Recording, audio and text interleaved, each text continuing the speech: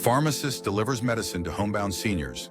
Unaware local businessman was planning to reward such kindness. The words echoed in Michael Reynolds' mind as he stared at the stack of prescription bags on his counter, each one bearing a name and address scrawled in his neat pharmacist's handwriting. Each bag represented more than medication. They were lifelines to people who couldn't leave their homes, people whose faces had become as familiar to him as his own reflection.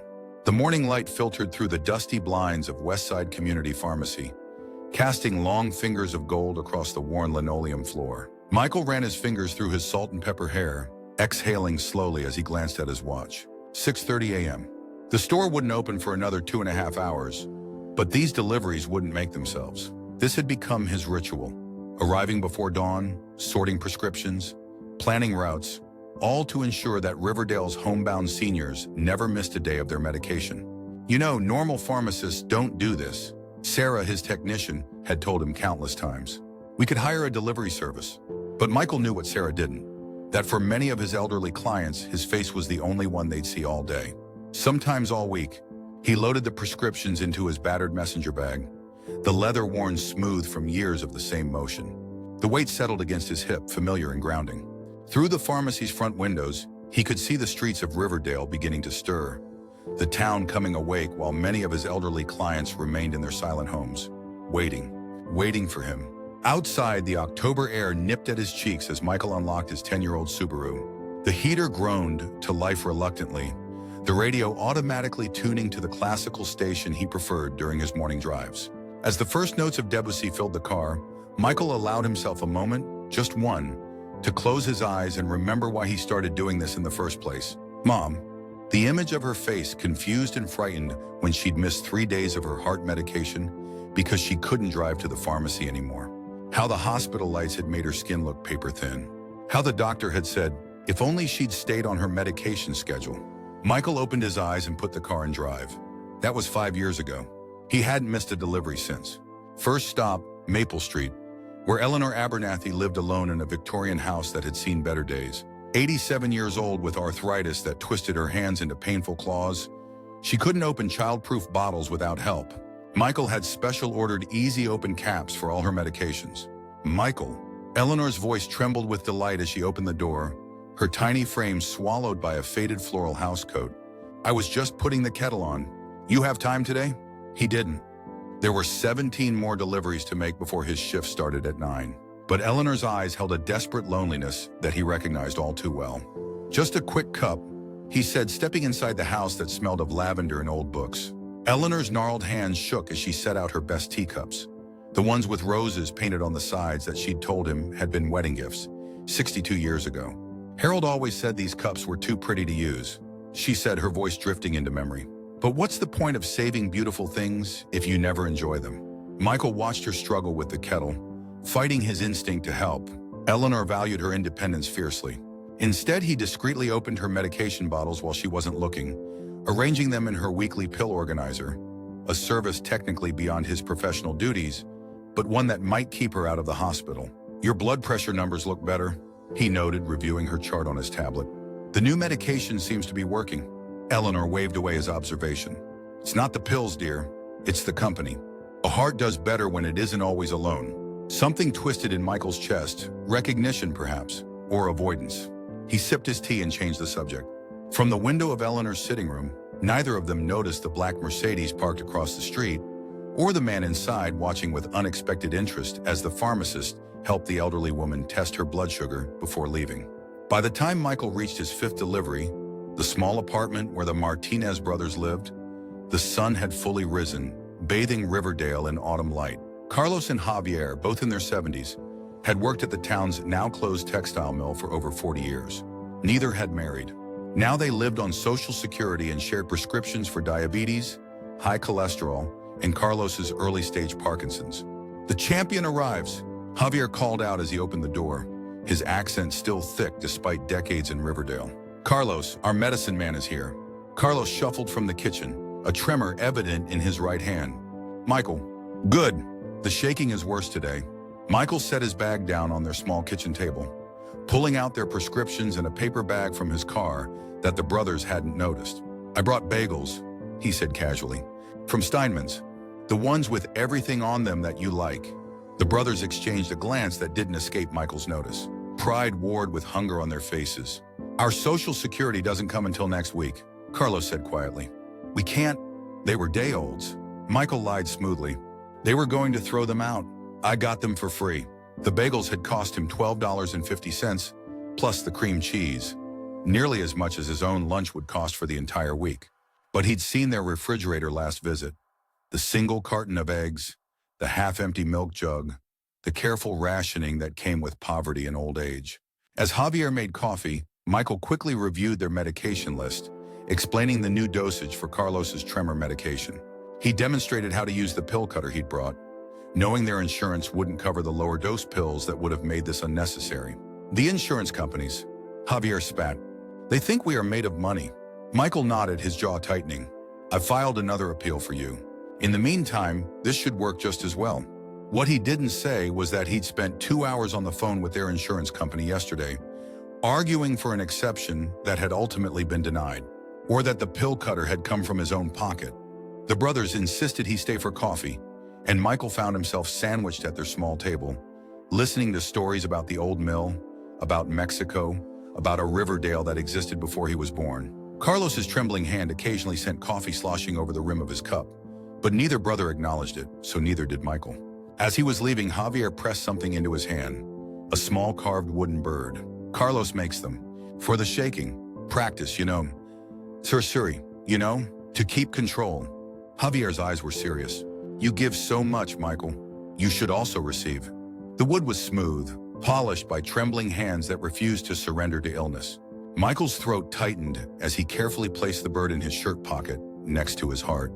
Thank you, he managed. I'll treasure it. Back in his car, Michael checked his watch and grimaced. He was running behind and Mrs. Finch would be waiting. She always sat by her window from 8 o'clock on delivery days, watching for his car. The thought of her anxiously waiting made him press the accelerator a little harder. He didn't notice the same black Mercedes that had been outside Eleanor's house now following at a discreet distance. By mid-morning, Michael had completed 12 deliveries. His messenger bag was lighter, but the weight in his chest had grown heavier. So many needs, so many people living on the edges, forgotten by a world that moved too fast to notice them fading away in apartments and houses that had once been filled with family. Mrs. Finch had cried when he arrived, not from happiness, but from pain.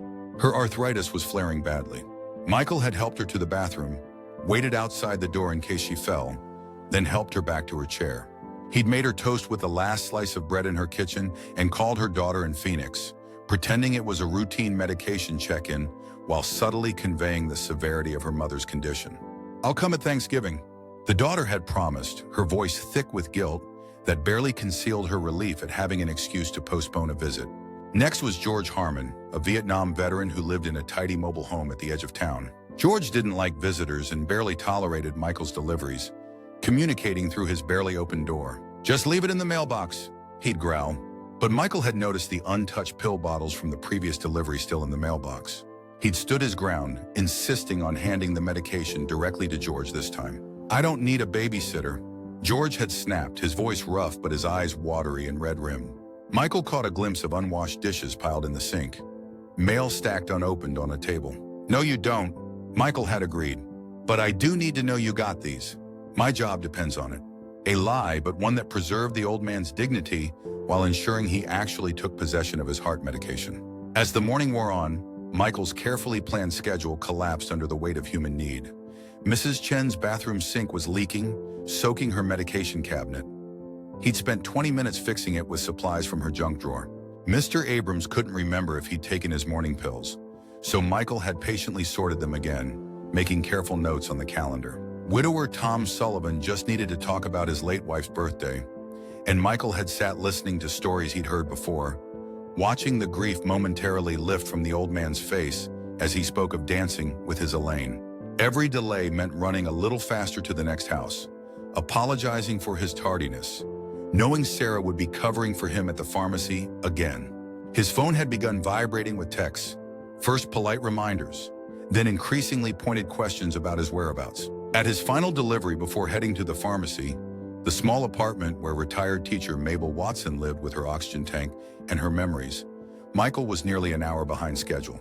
Mabel answered the door in her wheelchair, oxygen tubing stretched across her face, but her eyes bright with welcome. I was starting to worry, she said, wheeling back to let him in. Thought maybe you'd finally come to your senses and given up on us old-timers. Michael smiled, setting his nearly empty bag on her counter. Not a chance, Miss Watson. You're stuck with me. Mabel had taught 4th grade for 43 years. Half the town had passed through her classroom, including Michael himself. She'd recognized him immediately when he'd started the delivery service, despite the 20 years that had passed since he'd sat in her classroom. Michael Reynolds, she'd said, peering at him through her thick glasses. You were the boy who brought me wildflowers every Monday. Said your mother taught you never to visit a lady empty-handed? The memory had stopped him cold. He'd forgotten that. His mother's insistence, the little bouquets clutched in his small hands. How had Mabel remembered what he himself had forgotten? Now, as he organized her medications, heart pills, diuretics, steroids for her COPD, he noticed the small vase of wildflowers on her windowsill. Store-bought this time, not hand-picked. Your daughter visited? He asked, nodding toward the flowers. Mabel's expression flickered, something complicated passing behind her eyes. No, dear. Those are from me to me. Sometimes we have to be our own visitors, don't we? The simple statement, delivered without self-pity, hit Michael like a physical blow. He busied himself with her paperwork, blinking rapidly. Your refills are all set for next week, he said, his voice carefully professional. The doctor increased your Lasix. You might notice you need to use the bathroom more frequently. Mabel laughed, a sound that dissolved into a raspy cough. More frequently? I already feel like I live in the bathroom. Good thing it's the only room in this apartment with a view worth mentioning. As he was preparing to leave, Mabel reached out and caught his hand, her skin paper-thin over prominent veins. You know, you remind me of someone. Let me guess, me, age 10, with wildflowers? She shook her head, her expression suddenly serious. Number 3, Hineden and Westman. You remind me of my Henry. Always taking care of everyone else, never counting the cost. Her fingers tightened slightly on his. He worked himself into an early grave, my Henry did. Thought he was indispensable. Her eyes, magnified by her thick glasses, held his. Nobody's indispensable, Michael. Not even you. He gently disengaged his hand, forcing a smile. I'm fine, Miss Watson. Just doing my job. She didn't sound convinced. Your job stopped at handing me those pills. The rest is something else entirely. Back in his car, Michael finally checked his phone. 8 messages from Sarah, each more urgent than the last. A missed call from his supervisor. He was now 90 minutes late for his shift. Pulling away from Mabel's apartment complex, he didn't notice the black Mercedes still following at a distance, or the driver speaking intently into a phone. The pharmacy was chaos when Michael finally arrived. His tie hastily straightened, apologies tumbling from his lips as he rushed behind the counter. Jesus, Michael? Sarah hissed, shoving a stack of prescriptions toward him. I've been drowning here. Peterson's been looking for you for an hour. I'm sorry, I got caught up with... Save it. She cut him off, but her expression softened slightly. Just help me clear this backlog before we both get fired. For the next 4 hours, Michael worked without a break, filling prescriptions, counseling patients, answering phones. The rhythmic work of counting pills, typing labels, verifying dosages allowed his mind to slip into autopilot. This was the easier part of his day. Clear rules, defined expectations, measurable outcomes. It was the deliveries that drained him, with their unpredictable human needs and the weight of responsibility that extended far beyond medication. Yet it was also the deliveries that filled something in him that had been hollow since his mother's death. A purpose, a connection. At 2 o'clock, Peterson, the pharmacy manager, called Michael into the small office behind the prescription counter. The fluorescent lighting made the balding man's face look sickly as he gestured for Michael to sit. This is the 3rd time this month you've been late for your shift. Peterson began without preamble. I've been patient because you're one of our best pharmacists, but corporate is breathing down my neck about efficiency metrics. Michael nodded, accepting the criticism. It won't happen again. Peterson sighed, removing his glasses to rub the bridge of his nose. Look, Michael, this delivery thing you do, it's admirable. Really, but it's not sustainable. You're burning yourself out, and it's affecting your work here. I'm handling it, Michael insisted, straightening in his chair. Are you? Peterson's eyes were kind but concerned. You look exhausted. Sarah says you're working through your breaks to catch up. And now I find out you're paying for some of these medications out of your own pocket? Michael stiffened. Who told you that? It doesn't matter. Is it true?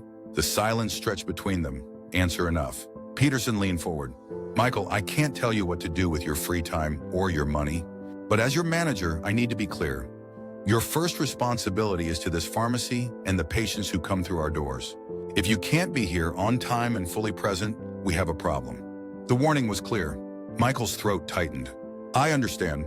Do you? Because I'm not sure you do." Peterson's voice softened. "I knew your mother, remember? She was a wonderful woman, and I know what happened. But you can't save everyone, Michael. And you can't bring her back by running yourself into the ground." The mention of his mother sent a shock of pain through Michael's chest. He stood abruptly. "Is that all?" Peterson regarded him for a long moment before nodding. "For now, but we'll revisit this conversation if things don't improve." The rest of the afternoon passed in a blur of prescriptions and customers. Michael moved mechanically, his mind circling back to Peterson's warning and Mabel's words earlier. "Nobody's indispensable, Michael. Not even you." But he knew something they didn't. To Eleanor and the Martinez brothers, to Mrs. Finch and George Harmon, to dozens of others trapped in their homes by age and illness, he was indispensable.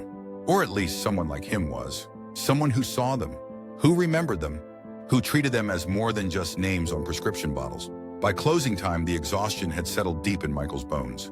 He mechanically counted the register, completed the nightly paperwork, and locked the pharmacy. Sarah had left an hour earlier, her parting words a concerned, "Get some rest, Michael. You look like hell." The parking lot was nearly empty, the October sky already dark.